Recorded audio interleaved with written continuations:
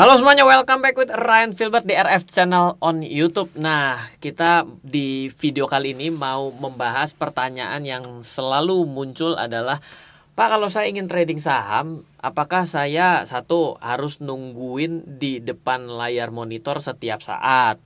Yang kedua, Pak, dari 700-an saham, bagaimana cara saya memilih saham untuk saya tradingin hari ini? Ya, jadi kalau misalnya berbicara mengenai trading adalah suatu hal yang berbeda dengan investasi, yang perlu saya jelaskan dulu di awal. Nah, jadi kalau Anda berbicara mengenai investasi, maka kalau Anda liatin setiap hari, itu nanti Anda jadi stres. Jadi jangan pernah kalau Anda bercita-cita ingin menyimpan saham dalam waktu 10 tahun, Anda sudah pencet tombol buy, Anda liatin sahamnya setiap hari. Nanti akhirnya kalau naik sedikit Anda jual, kalau turun Anda panik. Oke, jadi ini vlog tidak cocok bagi Anda yang mau belajar investasi pada saham. Nah, kalau kita kembali lagi pada topik hari ini, berbicara mengenai bagaimana caranya kita trading saham, memilih saham yang sedemikian banyaknya dan selalu bertambah.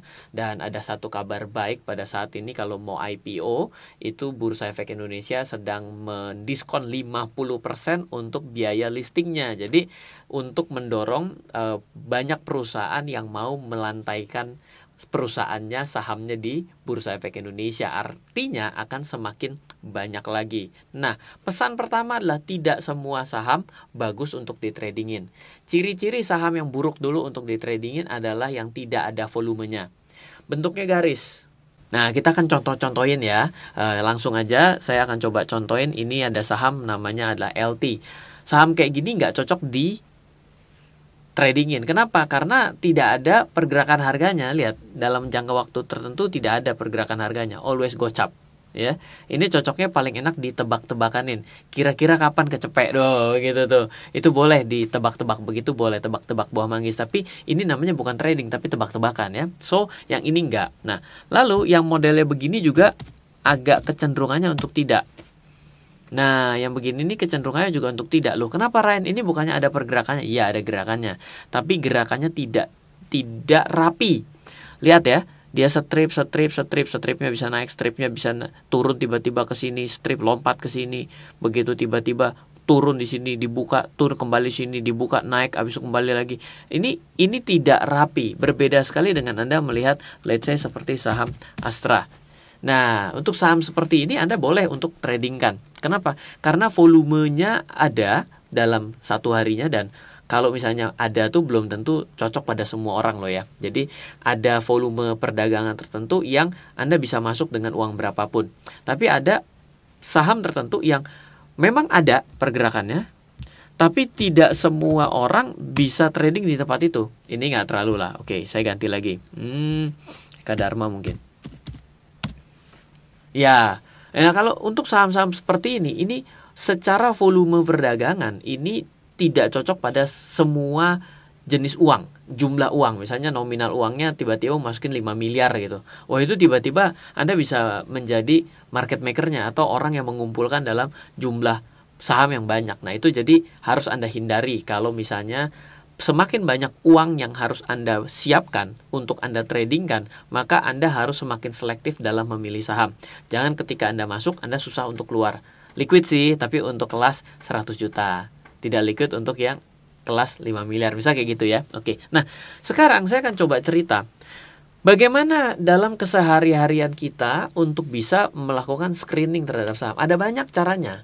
Yang pertama adalah kalau Anda punya screener software, contohnya screener software yang bisa begitu customize-nya, itu mungkin namanya Ami Broker. Anda boleh cek sendiri di website namanya Ami Broker. Ami Broker itu Anda memasukkan formula language ke dalam screenernya, maka Anda tinggal search aja sesuai dengan keinginan Anda. Dan kalau ditanya, yang mana? Wah, banyak. Jurus-jurus itu terlalu banyak. Tapi ada pakai namanya screener software. Atau yang kedua, Anda lakukan dengan cara manual. Anda cara manual, apakah harus ke 700 saham? Ya tidak juga. Ya contoh-contohnya kan sudah tereliminasi dengan sendiri untuk saham-saham yang tidak cocok ditradingkan. Dan itu sudah tinggal separuh. Lalu ya tinggal cocok dengan jumlah uang Anda, berarti makin sedikit lagi. Nah, kalau saya dalam keseharian saya tidak trading pada aneka jenis saham. Saya hanya fokus pada let's say LQ45 yang sudah ada 10 tahun. Dan itu hanya tinggal 20-an saham. Dan itu tinggal kita lihat. Lalu bagaimana cara saya mencocokkan kondisinya? Ada dua cara. Yang pertama adalah dengan teknik kualitatif, yang kedua dengan teknik kuantitatif. Nah, kalau kuantitatif ini harus membutuhkan jumlah data yang banyak. Misal, kita pakai metode yang disebut dengan bandarmologi.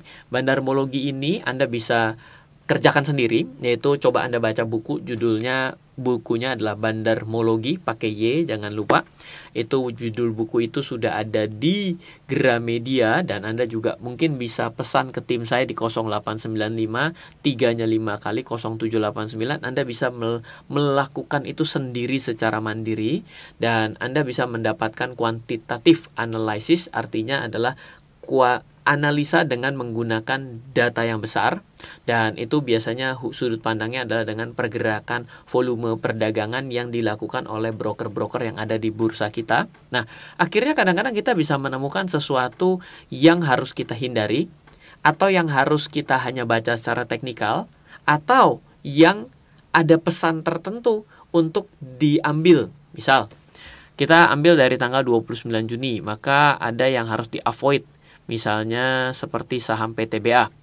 Kenapa? Karena avoid ini terjadi distribusi yang sangat besar. Mau dia salah pencet kayak kelempar kucingnya ke monitor kayak, itu mana nggak ada urusan. Kita tidak membaca yang namanya hal seperti itu. Kita membaca data harus kita kesampingkan dengan yang namanya kebiasaan manusia ataupun kesalahan manusia, disebut dengan human error. Kita membaca di sini ada heavy distribusi, ada avoid di sini. Maka PTBA adalah salah satu saham yang ada di dalam list LQ45 saya, tapi akhirnya saya tidak baca dulu secara technical indikator.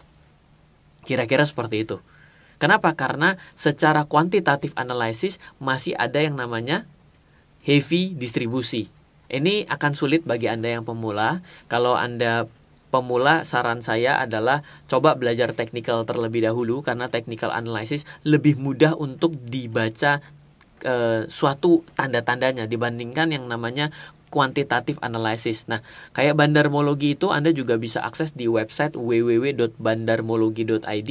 Bila Anda kesulitan setiap minggunya, kita pada Bandarmologi Premium itu kita merekapkan dan kita sharingkan kepada Anda beberapa saham. Kurang lebih rata-rata kita per minggu membahas sekitar 50-60 saham yang bentuknya seperti ini.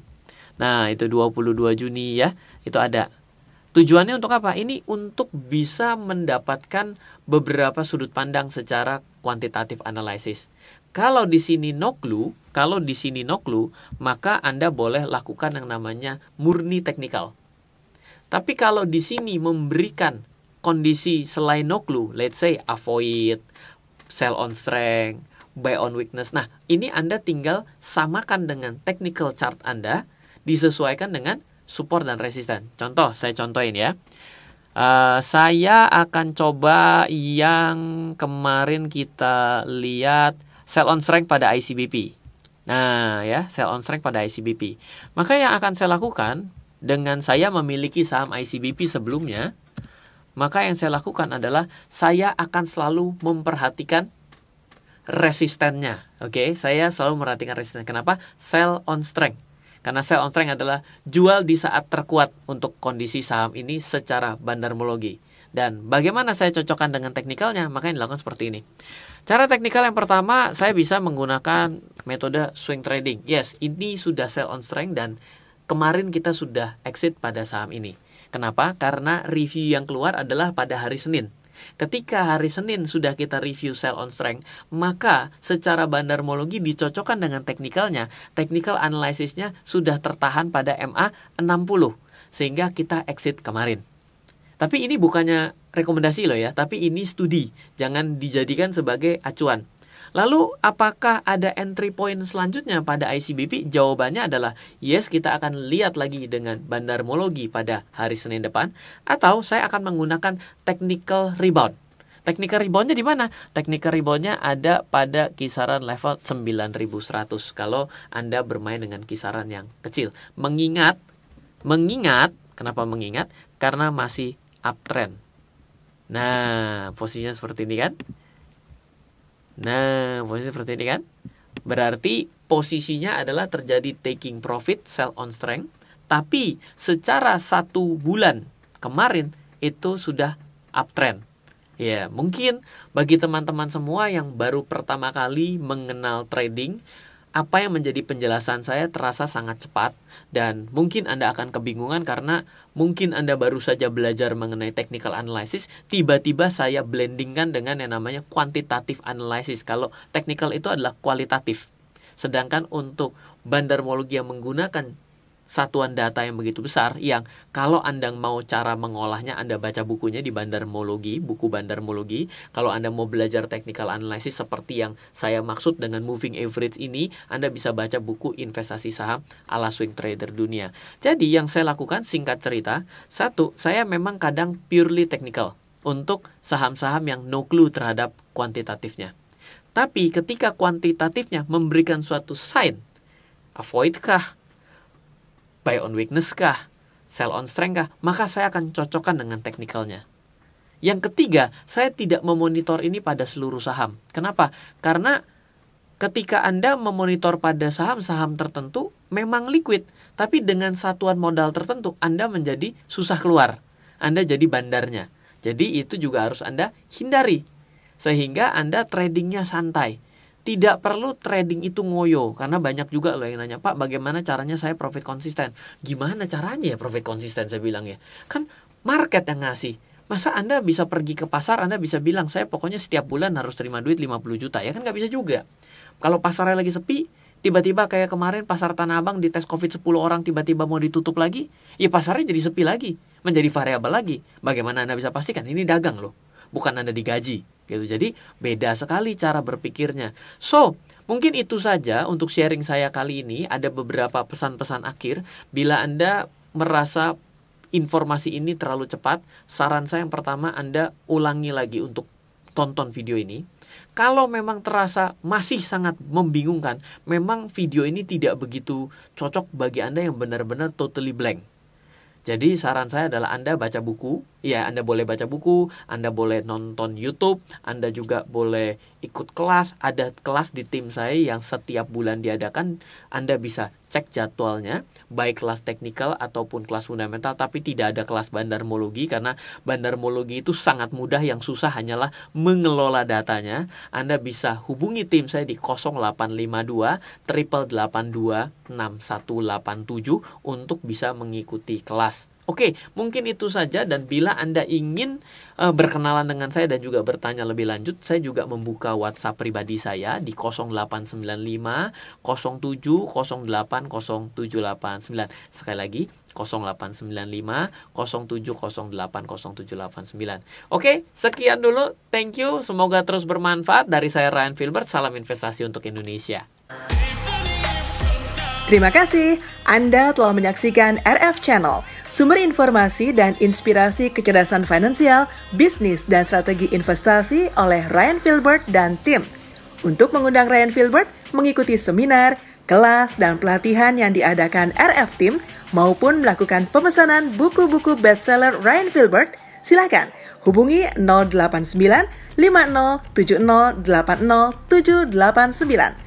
089 50 70 80 789 atau ke info@trenamento.co.id info@trenamento.co.id.